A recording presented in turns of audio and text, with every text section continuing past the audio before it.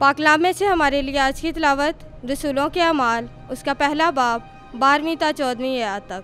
तब वो उस पहाड़ से जो जैतून का कहलाता है और यरूशलेम के नज़दीक एक सब्बत की मंजिल पर है यरूशलेम को फिरे, और जब उसमें दाखिल हुए तो उस बाला खाना में गए जहाँ वो रहते थे, यानी पतरस और यूहन्ना और यकूब और इंदरयास, फेलबूस और तोमा, बरतमाई और मत्ती, यकूब बिन हल्फाई और शमौन गयूर, यकूब का भाई यहूदा।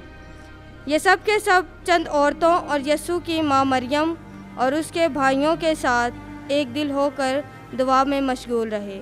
पाकलाम के पढ़े और सुने जाने पर खुदावंद की बरकत हो। खुदा का शुक्र हो।